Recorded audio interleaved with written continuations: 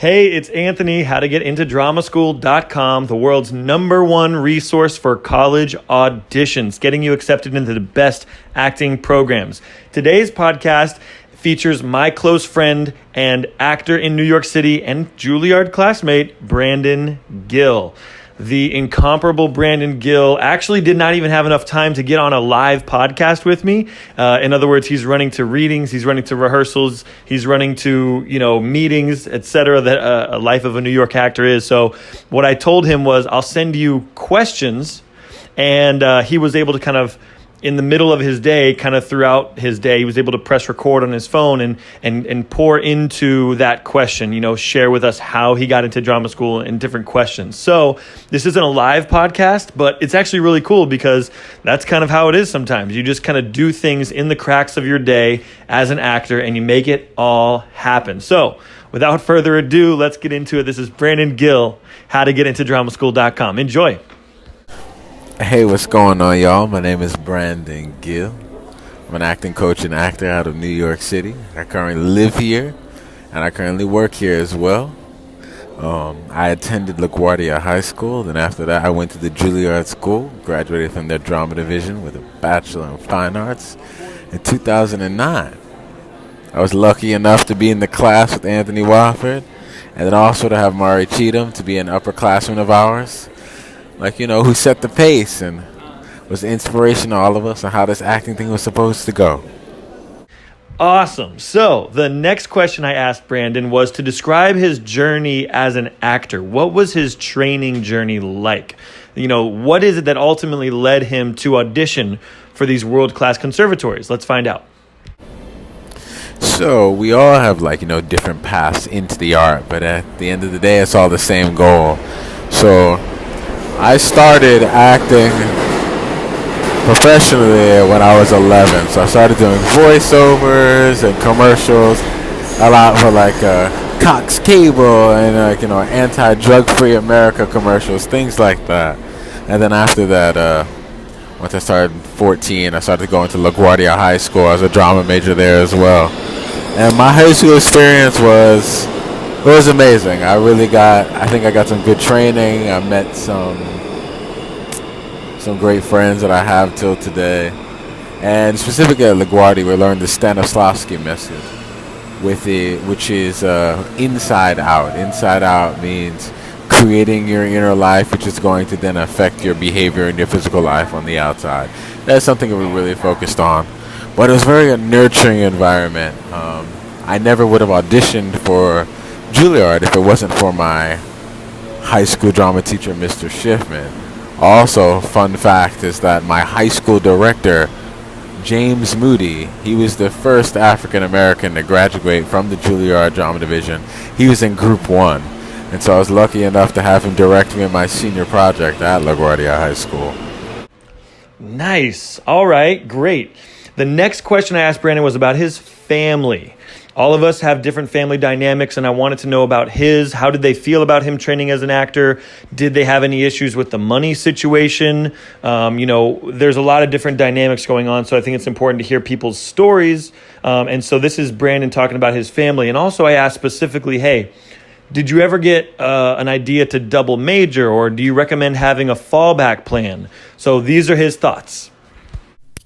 So once I decided to audition for LaGuardia High School and then audition for the Juilliard, luckily I had a family that was very supportive. My mom was a singer, and my grandmother was a dancer back in the day, and so they knew a little bit about the arts and what it took to become a successful artist.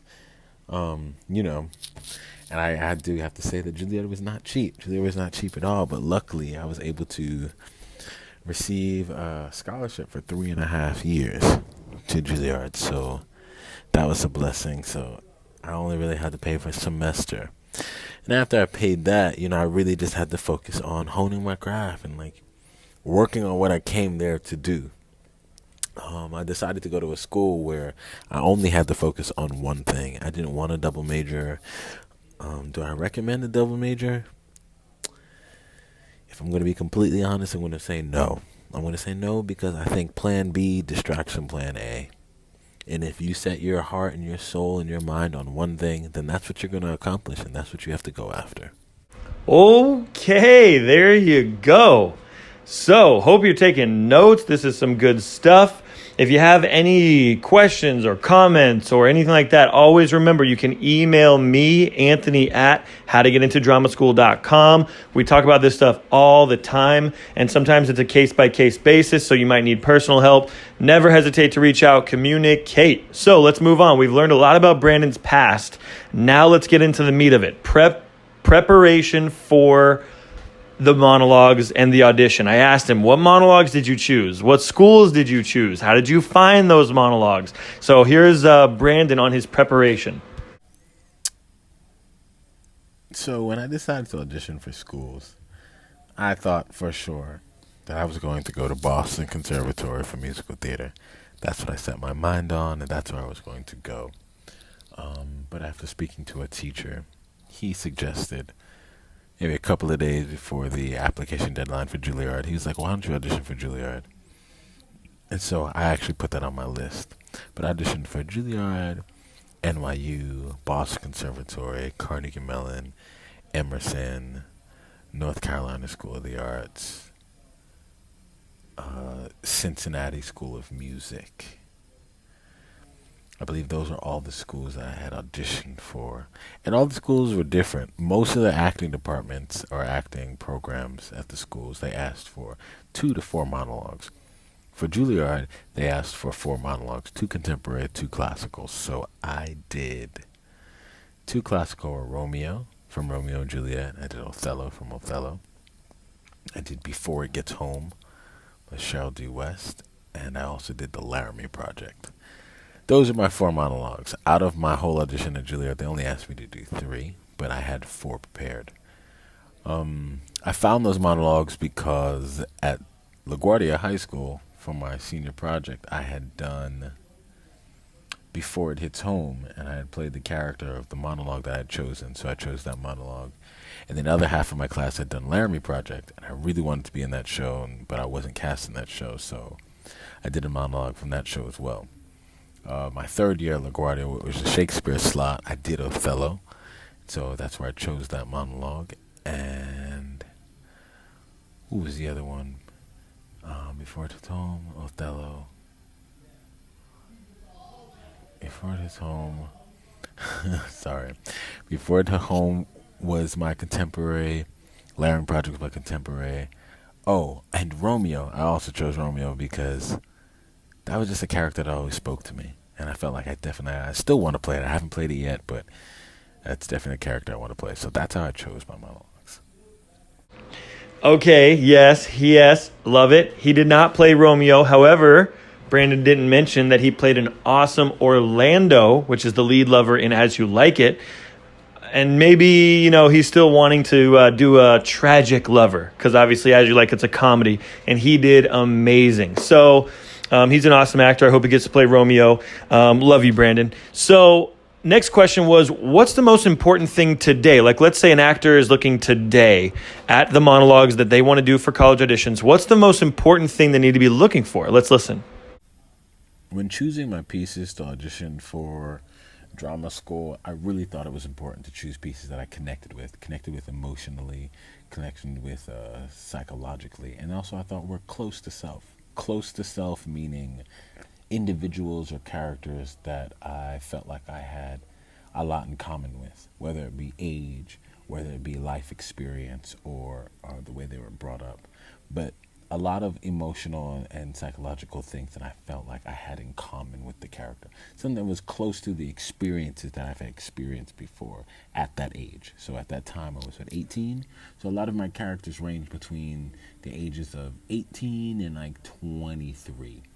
Just something that was close enough to some of the experiences that I have had. So I didn't feel like I was stretching myself too much to portray a character. All right, good stuff. So next question was, what is it like to audition for schools? And I just left it at that. What is it like? Let's hear.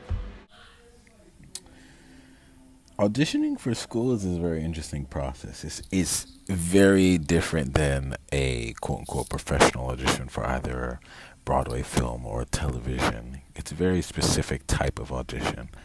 What I would say to you is treat them all as different experiences.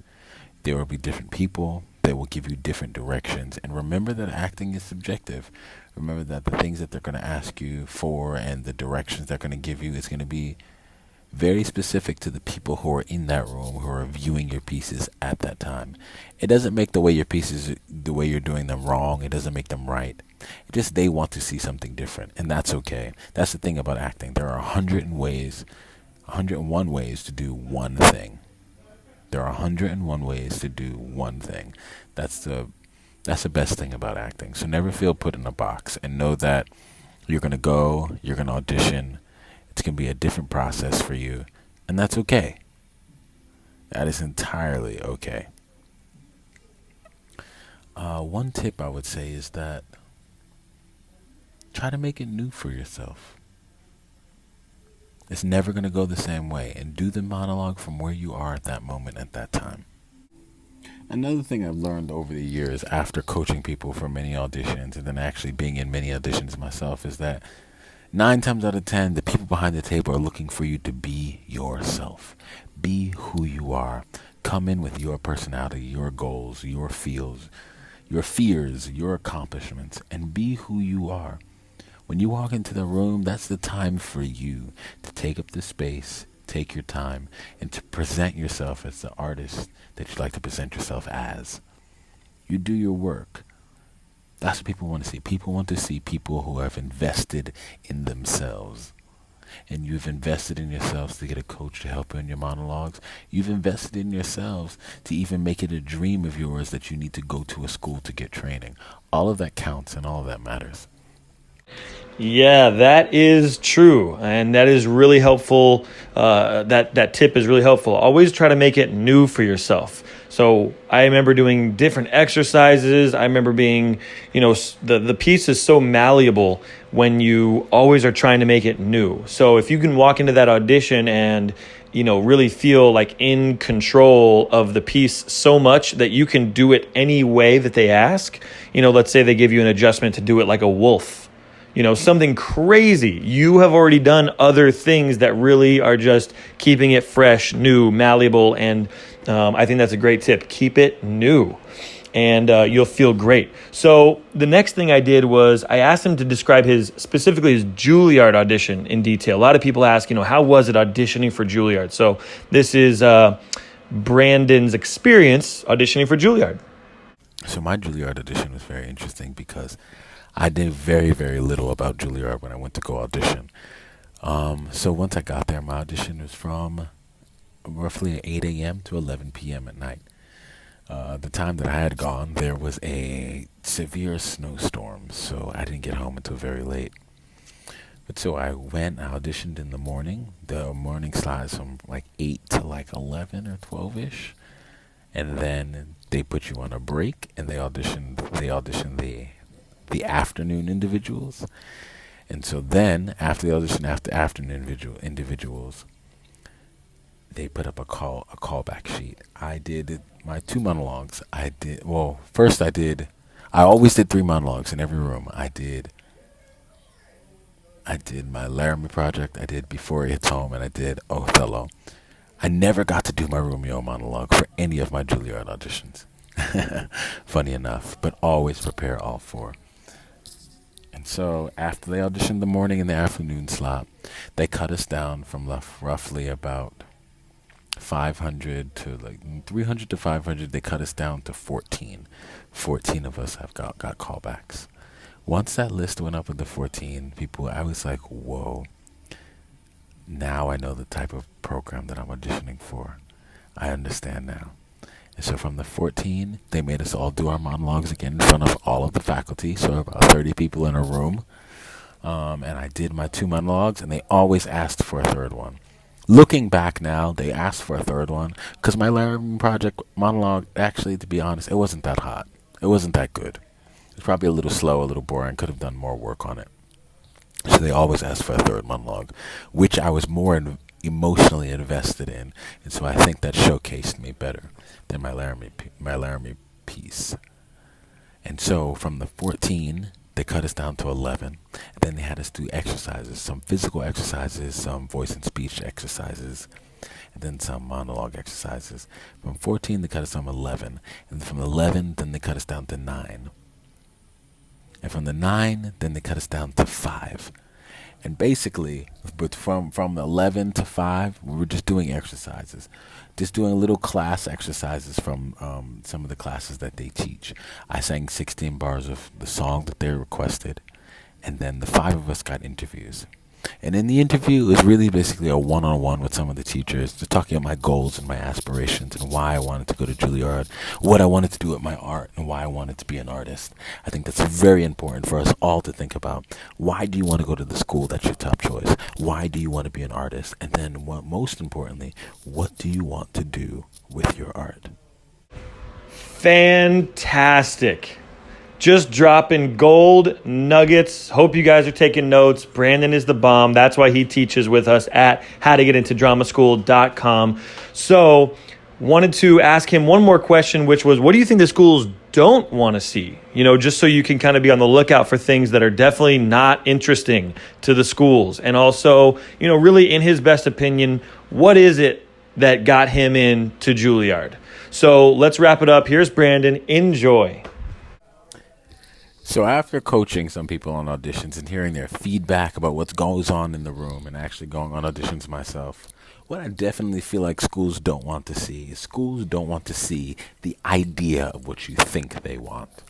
Schools don't want you to come in and be anybody else but yourself. I think that's the biggest thing, and sometimes the biggest mistake that we make as actors, because our job is to walk into a room and make people like us. Let me do it this way. Did you like that? Let me do it this way. Did you like that?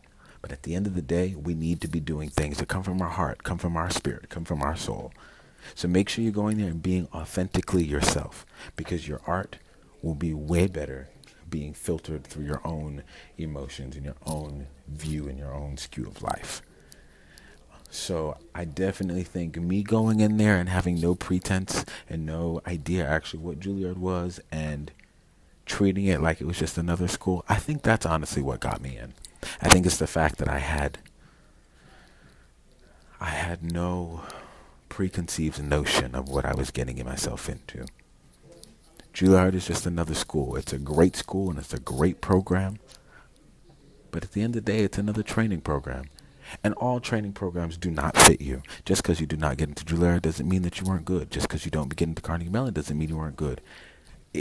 Every school is different, and you need to go and present yourself.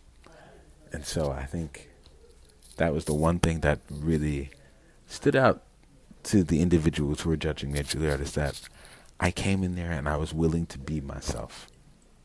So I dare you and I implore you to go out and be yourself and do the best you can, because your art will speak for itself. Your work ethic will speak for itself. And at the end of the day, your art is your art, and it's all subjective. If you feel good about it, then people will feel great about it. Thank you, Brandon. Awesome stuff. You guys, I hope you had an awesome time listening to this podcast. These are my friends. These are people who worked hard on their monologues, got into drama school, and you can too. Make sure you take notes, work hard on your monologues, reach out to us if you need support. Again, my name is Anthony Wofford, howtogetintodramaschool.com, and we'll see you next time.